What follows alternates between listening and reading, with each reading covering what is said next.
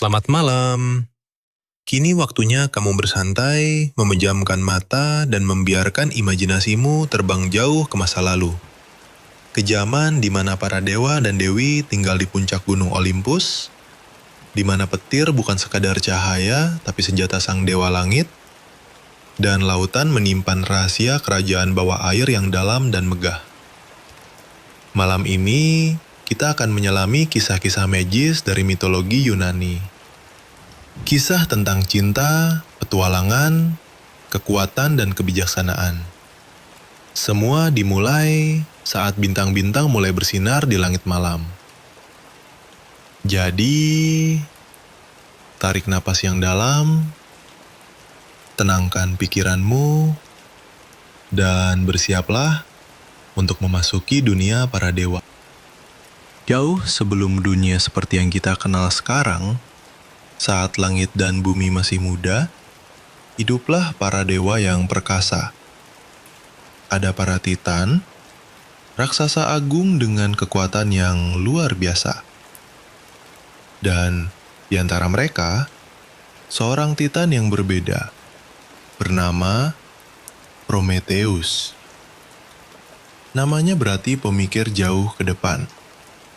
Sebuah nama yang sangat cocok untuknya, karena ia melihat jauh melampaui masanya. Setelah perang besar yang mengguncang alam semesta, ketika para dewa Olimpian yang dipimpin oleh Zeus naik tahta, Prometheus tidak memihak. Ia memilih untuk melihat. Ia melihat bumi yang masih kosong, dan di atasnya, ia melihat munculnya makhluk-makhluk baru yang lemah. Mereka adalah manusia. Prometheus adalah seorang pemikir. Ia mengamati manusia. Mereka adalah makhluk rapuh, tanpa bulu tebal untuk menghangatkan diri dari dinginnya malam, tanpa cakar tajam untuk berburu, dan tanpa kecepatan untuk melarikan diri dari bahaya. Mereka hidup dalam ketakutan, menggigil di kegelapan, mencari-cari makanan mentah di hutan. Hati Prometheus tersentuh. Ia melihat lebih dari sekadar kelemahan. Ia melihat potensi. Dalam diri setiap manusia, ia melihat percikan akal. Sebuah janji akan kebijaksanaan yang bisa berkembang. Dengan kelembutan yang luar biasa, Prometheus mengambil tanah liat yang subur dari tepi sungai yang mengalir tenang. Dengan tangannya yang kuat namun terampil, ia membentuk sosok-sosok yang menyerupai para dewa itu sendiri. Berdiri tegak dengan mata yang bisa melihat ke langit. Dan kemudian dengan napas yang penuh kasih, ia meniupkan kehidupan ke dalam ciptaannya, memberi mereka akal budi, kemampuan untuk berpikir, dan jiwa yang abadi. Namun, hadiah terbesar masih belum diberikan. Manusia yang baru diciptakan itu hidup dalam penderitaan. Malam adalah ancaman yang dingin dan gelap. Binatang buas yang lapar mengintai dalam bayangan. Mereka hidup dalam ketidaktahuan. Tidak bisa memasak makanan mereka. Tidak bisa membuat alat yang efektif dan tidak bisa melindungi diri dari kerasnya alam. Prometheus tahu apa yang dibutuhkan manusia untuk berkembang.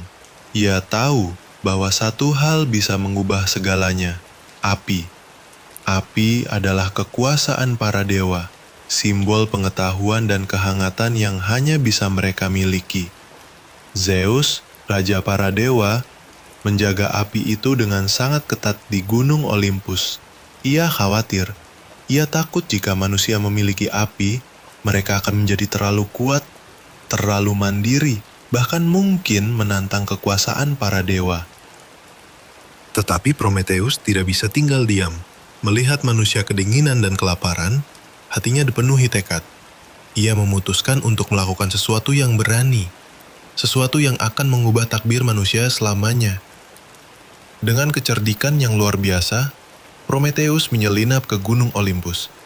Ia bergerak dalam bayangan, melewati para penjaga yang lalai. Ia mendekati perapian suci, tempat api abadi para dewa, berkobar dengan cahaya yang hangat dan memesona.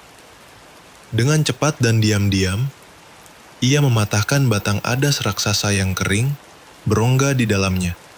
Dengan hati-hati, ia mencelupkan ujung batang itu ke dalam nyala api, menangkap percikan suci itu di dalam batangnya, menyembunyikannya seperti rahasia yang paling berharga.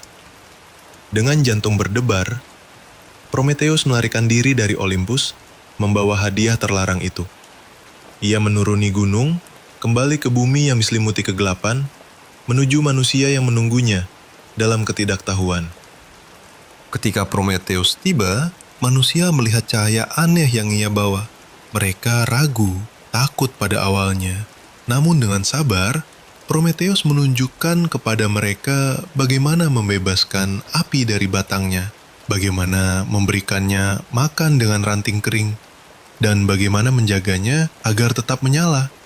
Untuk pertama kalinya, manusia merasakan kehangatan yang luar biasa, melihat bayangan menari di dinding gua, dan merasakan keajaiban dari makanan yang dimasak. Api mengubah segalanya. Malam tidak lagi menakutkan, tetapi menjadi waktu untuk berkumpul, berbagi cerita, dan merasa aman. Manusia tidak lagi menggigil kedinginan. Mereka bisa mengusir binatang buas, membuat alat yang lebih baik, dan mulai membangun tempat tinggal. Prometheus merasa gembira melihat ciptaannya berkembang, melihat percikan akal dalam diri mereka mulai menyala. Namun kebahagiaan ini tidak berlangsung lama. Dari singgasananya di Gunung Olympus, Zeus, raja para dewa, melihat nyala api yang berkobar di bumi. Kemarahannya membara seperti petir yang siap menyambar. Ia merasa dikhianati, kekuasaannya ditantang. Beraninya makhluk fana memiliki kekuatan yang hanya untuk para dewa. Beraninya Prometheus, seorang titan, menentangnya. Zeus adalah dewa yang pendendam. Ia memanggil Hephaestus, dewa pandai besi yang agung, dan dua pelayannya yang tanpa ampun, Kratos, sang kekuatan, dan Bia, sang kekerasan. Dengan suara yang menggelegar, Zeus memerintahkan mereka untuk menangkap Prometheus dan menghukumnya dengan cara yang paling mengerikan. Ini bukan hanya hukuman untuk Prometheus, tapi juga peringatan bagi siapapun yang berani menentang kehendak Zeus. Prometheus tidak melawan. Ia tahu bahwa ia harus membayar harga atas tindakannya, atas hadiah yang ia berikan kepada manusia. Ia dibawa ke pegunungan Kaukasus yang dingin, curam, dan sunyi. Tempat tidak ada makhluk hidup yang berani mendekat. Di sana, di tebing yang terpencil, Hephaestus dengan hati berat, karena ia sebenarnya menghormati Prometheus, mengikat sang titan dengan rantai yang terbuat dari logam terkuat. Rantai itu mengikat tangan, kaki, dan dadanya ke batu karang, membuatnya tidak bisa bergerak sedikit pun. Namun, hukuman fisik hanyalah permulaan. Setiap hari, Zeus mengirimkan seekor elang raksasa yang mengerikan, simbol kekuasaannya yang tak terbatas, untuk menyiksa Prometheus. Setiap pagi, elang itu akan datang. Paruhnya yang tajam merobek dada Prometheus, mencabik-cabik hatinya. Dan karena Prometheus adalah abadi, hatinya akan tumbuh kembali setiap malam, hanya untuk merasakan siksaan yang sama di hari berikutnya. Ini adalah penderitaan tanpa akhir, sebuah siksaan abadi yang dirancang untuk menghancurkan semangatnya. Meskipun merasakan sakit yang tak terperi, Prometheus tidak pernah menyesali tindakannya. Ia menatap langit dengan mata penuh tekad. Ia tahu bahwa api yang ia berikan telah membawa harapan, kemajuan, dan peradaban bagi umat manusia. Dalam hatinya, ia tetap menjadi pembela mereka, meskipun terikat dan menderita. Bertahun-tahun, bahkan berabad-abad berlalu, penderitaan Prometheus menjadi sebuah legenda, sebuah kisah yang diceritakan dari generasi ke generasi. Hingga suatu hari, seorang pahlawan besar bernama Herakles melintasi pegunungan Kaukasus dalam salah satu perjalanannya. Ia melihat pemandangan yang menyayat hati, seorang titan yang terikat, disiksa oleh seekor elang. Dengan keberanian dan kekuatannya yang legendaris, Herakles memanah elang itu hingga jatuh dari langit. Kemudian, dengan kekuatan yang tak terbayangkan, ia memecahkan rantai yang mengikat Prometheus, membebaskannya dari penderitaan yang tak berujung. Zeus, yang pada saat itu mungkin telah melihat kebijaksanaan dalam tindakan Prometheus, atau sekadar mengizinkan takdirnya terpenuhi, tidak lagi menghalangi pembebasan sang Titan. Kisah Prometheus adalah kisah tentang keberanian, pengorbanan, dan harapan. Api yang ia curi dan berikan kepada manusia terus membara di bumi, menerangi jalan peradaban. Berkat hadiahnya, manusia belajar membangun rumah, membuat alat, mengembangkan seni dan pengetahuan. Mereka tidak lagi menjadi makhluk yang lemah dan ketakutan, tetapi menjadi penguasa bumi, dengan akal yang terus tumbuh dan hati yang penuh dengan potensi. Prometheus, sang pemikir jauh ke depan, adalah simbol dari semangat manusia untuk mencari pengetahuan dan kemajuan, bahkan jika harus menghadapi tantangan dan hukuman yang berat. Ia adalah pengingat bahwa terkadang tindakan terbesar datang dari mereka yang berani menantang yang telah ditetapkan, demi kebaikan yang lebih besar. Ingatlah selalu kisah Prometheus, sang Titan yang membawa cahaya ke dalam kegelapan, dan biarkan kisah ini membimbingmu dalam tidurmu. Semoga tidurmu nyenyak dan diisi dengan mimpi-mimpi yang membawa cahaya. Jauh di masa lalu, saat para dewa dan dewi berkumpul di puncak gunung Olympus yang megah, ada seorang dewi yang cahayanya tidak menyilaukan seperti petir Zeus, atau memukau seperti kecantikan Afrodite. Namun, cahayanya adalah yang paling stabil, paling menenangkan, dan paling penting dari semuanya. Namanya adalah Hestia. Hestia adalah putri tertua dari Kronos dan Rhea, salah satu dari dewa-dewa Olimpian pertama yang lahir. Ia adalah saudari Zeus, Poseidon, Hades, Demeter, dan Hera. Namun, tidak seperti saudara-saudaranya yang sering terlibat dalam pertengkaran dan drama, Hestia memilih jalan yang berbeda. Ia adalah dewi kesucian, perapian, rumah, dan keluarga. Ia adalah inti dari setiap rumah tangga, penjaga api suci yang tak pernah padam. Ketika para dewa memperebutkan kekuasaan dan wilayah, Hestia menolak bagian yang disajikan. Ia tidak mendambakan tahta emas atau wilayah yang luas. Sebaliknya, ia membuat sumpah untuk tetap perawan selamanya dan memohon kepada Zeus untuk mengizinkannya menjadi penjaga perapian suci di Olympus. Perapian itu adalah pusat dari segalanya, tempat di mana makanan dimasak, keluarga berkumpul, dan persembahan untuk para dewa diberikan. Zeus, dengan bijaksana, mengabulkan permintaannya. Begitulah Hestia menjadi dewi yang paling awal dan paling tenang. Ia adalah pusat dari kehangatan yang tak terlihat, kekuatan yang mempersatukan. Kehadirannya tidak diwujudkan dalam kemegahan, tetapi dalam ketenangan, dalam kehangatan yang mengalir dari setiap nyala api. Di puncak gunung Olympus, di aula para dewa yang megah, Hestia duduk di samping perapian. Api yang ia jaga adalah api suci, api abadi yang tak pernah padam. Itu bukan api yang menghancurkan, bukan api yang menyala-nyala dengan amarah, melainkan api yang menghangatkan, api yang memberikan cahaya yang lembut, api yang menjadi simbol kedamaian dan persatuan. Para dewa dan dewi lainnya datang dan pergi, membawa cerita tentang petualangan, konflik, dan gairah mereka. Namun Hestia selalu ada di sana, di pusat, menjaga api. Kehadirannya menenangkan setiap keributan, menyeimbangkan setiap ketegangan.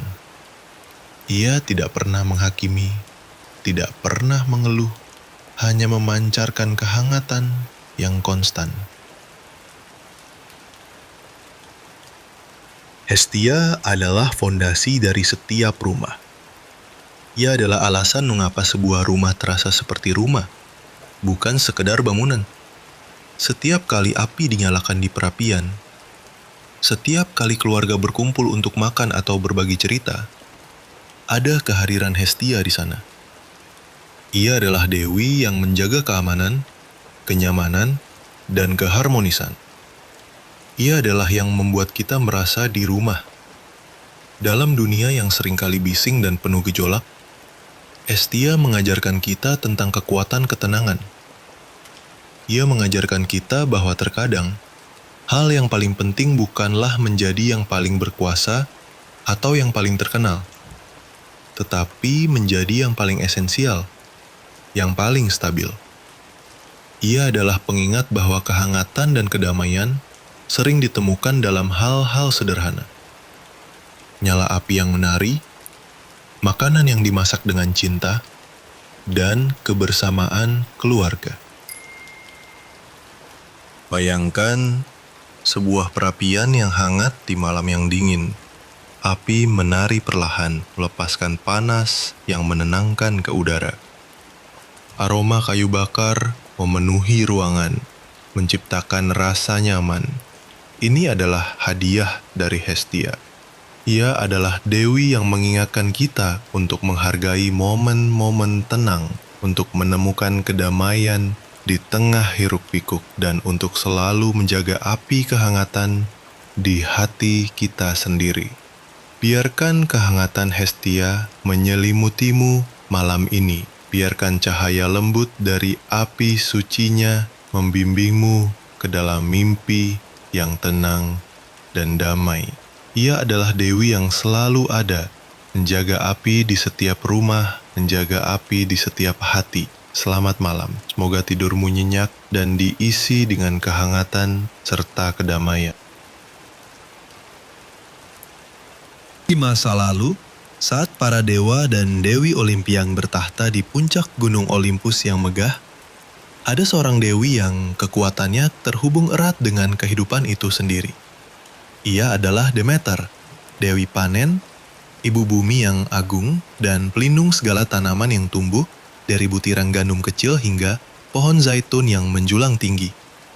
Demeter adalah salah satu dari dewa-dewa tertua, saudari Zeus, Poseidon, Hades, Hestia, dan Hera. Namun, tidak seperti para saudaranya yang sibuk dengan kekuatan dan perang. Demeter memilih tugas yang lebih tenang, tetapi tak kalah penting, mengurus bumi yang subur. Ia adalah dewi yang murah hati, dengan rambut yang menyerupai untayan gandum keemasan, dan gaun yang berwarna hijau seperti ladang di musim semi. Setiap sentuhan tangannya membawa kehidupan. Dengan kehadirannya, biji-bijian tumbuh, bunga-bunga bermekaran, dan buah-buahan matang. Ia adalah yang membuat ladang-ladang subur, yang memastikan panen berlimpah, dan yang memberi makan umat manusia. Berkat Demeter, bumi adalah tempat yang penuh dengan kehidupan, warna, dan makanan. Semua makhluk hidup bergantung pada kasih sayangnya. Demeter memiliki seorang putri yang sangat ia cintai, melebihi segalanya di dunia. Putrinya bernama Persephone, seorang gadis muda yang ceria dan seindah bunga-bunga di padang. Persephone senang bermain di padang rumput yang dihiasi bunga-bunga liar, menari di bawah sinar matahari, dan mengumpulkan kelopak-kelopak yang harum. Demeter dan Persephone adalah satu kesatuan. Kebahagiaan Demeter terpancar dari tawa putrinya. Namun, kebahagiaan itu tidak bertahan selamanya. Suatu hari, ketika Persephone sedang asik memetik bunga narsisus yang indah, tiba-tiba tanah terbelah. Dari celah yang gelap dan dalam itu, muncul sebuah kereta megah yang ditarik oleh kuda-kuda hitam legam. Di atas kereta itu duduk Hades, raja dunia bawah, dewa kegelapan dan alam baka. Tanpa ragu, Hades menculik Persephone, menariknya ke dalam kerajaannya yang sunyi di bawah tanah, menjadikannya ratu di sana. Ketika Demeter menyadari putrinya menghilang, hatinya hancur berkeping-keping. Dunia yang tadinya cerah dan penuh warna, mendadak menjadi gelap. Ia mencarinya kemana-mana, di setiap lembah, di setiap gunung, siang dan malam, tanpa henti. 9 hari 9 malam, ia berkeliling dunia. Obor di tangannya menerangi kegelapan. Matanya mencari-cari jejak putrinya yang hilang. Kesedihan Demeter yang mendalam mempengaruhi seluruh bumi. Tanpa kehadirannya, tanaman layu, biji-bijian tidak mau tumbuh, pohon-pohon kehilangan daunnya, dan sungai-sungai membeku. Bumi menjadi tandus, dingin, dan kelaparan melanda umat manusia. Musim semi dan musim panas yang cerah lenyap, digantikan oleh musim dingin yang tak berkesudahan, sebuah cerminan dari kesedihan tak terbatas sang dewi. Para dewa di Olympus melihat penderitaan Demeter dan penderitaan umat manusia. Mereka tahu bahwa jika Demeter terus berduka, kehidupan di bumi akan musnah. Akhirnya, Zeus, raja para dewa, turun tangan. Ia mengirim Hermes, pembawa pesan para dewa ke dunia bawah untuk berbicara dengan Hades. Setelah negosiasi yang panjang, sebuah kesepakatan tercapai. Persephone akan diizinkan kembali ke dunia atas, tetapi hanya selama sebagian tahun. Karena ia telah memakan beberapa biji delima saat berada di dunia bawah, pada buah yang melambangkan ikatan dengan alam baka, ia terikat untuk kembali ke sana selama beberapa bulan setiap tahun. Maka begitulah, setiap kali Persephone kembali ke dunia atas, Demeter dipenuhi dengan kegembiraan. Kegembiraannya memancar ke seluruh bumi, dan bumi pun terbangun. Salju mencair, bunga-bunga bermekaran, ladang-ladang menjadi hijau, dan matahari bersinar hangat. Ini adalah musim semi dan musim panas saat kehidupan kembali ke bumi. Namun, ketika saatnya tiba bagi Persephone untuk kembali ke dunia bawah, kesedihan Demeter kembali. Pohon-pohon menggugurkan daunnya, bunga-bunga layu, udara menjadi dingin, dan bumi diselimuti salju. Ini adalah musim gugur dan musim dingin, saat bumi berduka bersama Demeter. Kisah Demeter dan Persephone adalah kisah tentang cinta seorang ibu yang tak lekang oleh waktu, tentang penderitaan yang dapat membentuk alam, dan tentang siklus kehidupan yang tak berkesudahan. Ini adalah pengingat bahwa bahkan dalam kesedihan yang mendalam, ada harapan untuk kebangkitan. Dan bahwa setelah setiap musim dingin yang kelabu, musim semi yang indah pasti akan datang. Heningkan dirimu sekarang. Rasakan kehangatan Demeter yang menenangkan menyelimutimu seperti selimut bumi yang subur. Bayangkan ladang-ladang yang hijau, bunga-bunga yang bermekaran, dan janji kehidupan yang selalu kembali.